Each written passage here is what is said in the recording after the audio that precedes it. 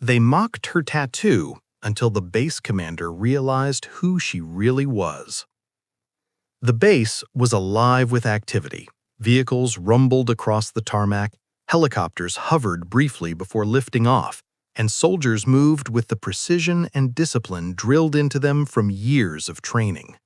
Among them was a woman, her uniform spotless, boots polished, and a tattoo peeking from beneath her sleeve, a mark of personal history and silent strength.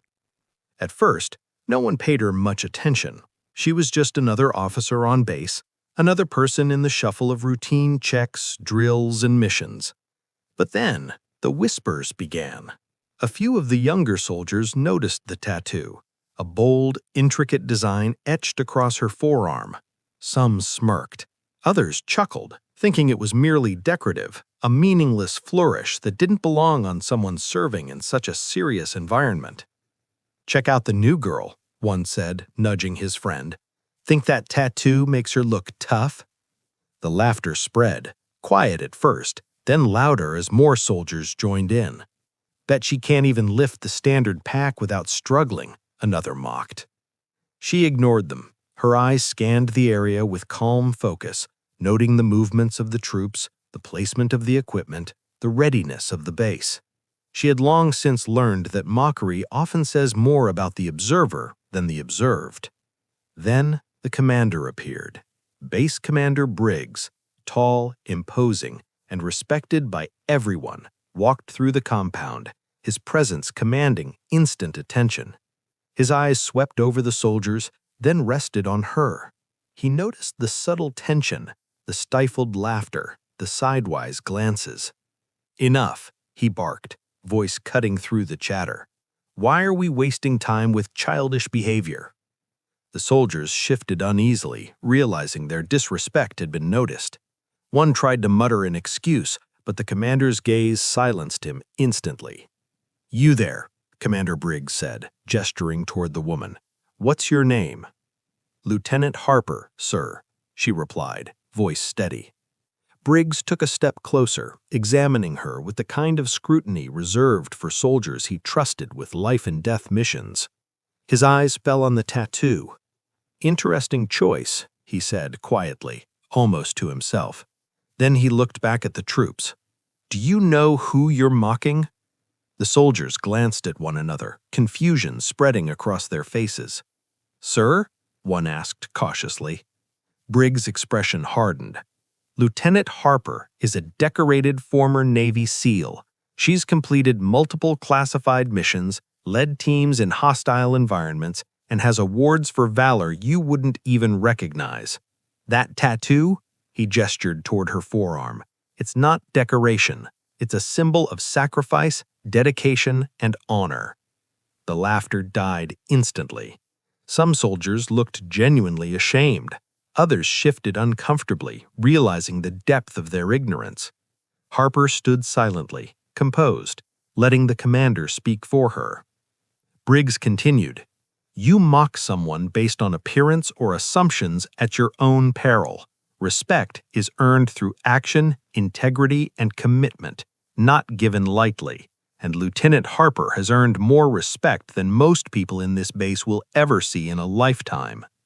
Harper's lips curved in a faint smile, acknowledging the commander's words without a hint of arrogance. She had faced ridicule before, endured doubt, and overcome obstacles far more severe than the casual mockery of soldiers untested in combat. But the validation from someone of Briggs's experience carried weight. Here, it mattered. Later, during the day's drills, Harper demonstrated her capabilities. Obstacle courses, weapons handling, tactical planning exercises, each task was executed with precision, skill, and a quiet intensity that left onlookers in awe. Soldiers who had mocked her tattoo watched her every move, slowly replacing doubt with admiration.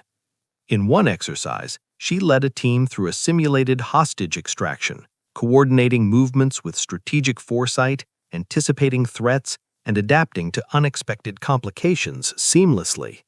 Every command was clear, concise, and effective.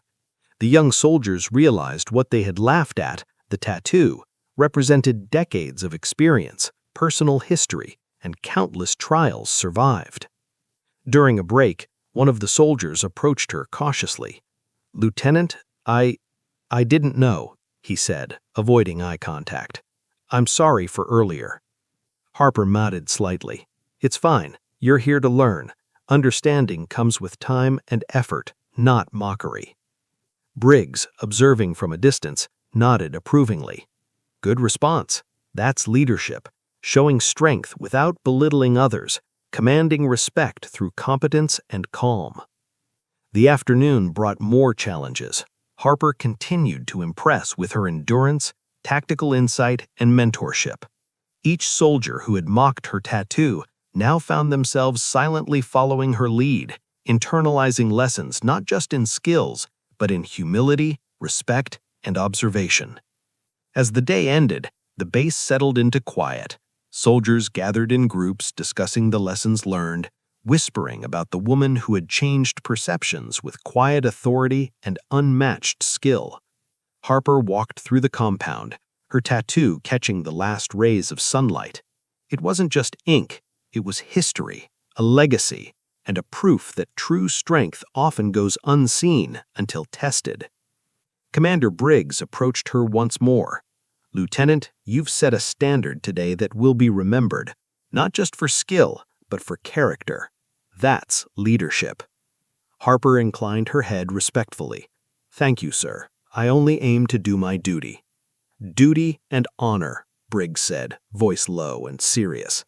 "Remember, respect is not a gift, it's recognition of what one has proven.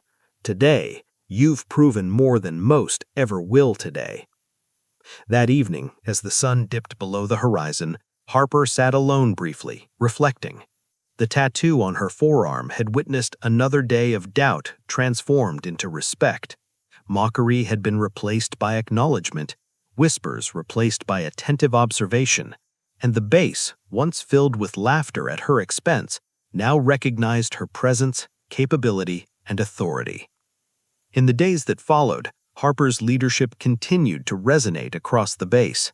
Her tattoo was no longer a subject of ridicule, but a symbol of resilience, a story carried silently on her arm, a reminder to all that true strength often goes unseen until tested. Even the soldiers who had mocked her initially approached differently now, with curiosity, attentiveness, and most importantly, respect. They had learned a lesson in humility, in observation, and in the power of earned honor. Harper had not needed to boast or demand acknowledgement. She had let skill, composure, and quiet confidence speak for herself.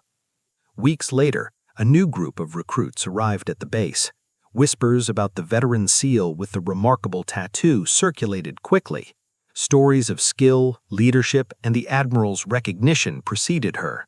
Harper, ever composed, continued her work, training, guiding, mentoring, and silently inspiring. The tattoo remained, a symbol of history, of resilience, and of lessons learned the hard way. It was no longer mocked, it was respected. And Harper, in her quiet, deliberate way, had reminded everyone that appearances can be deceiving, judgment can be costly, and respect is always earned, not assumed. In the end, the tattoo was more than ink. It was history, a legacy, and proof that resilience, courage, and skill earn respect that no mockery can ever take away. And for Lieutenant Harper, that was more than enough.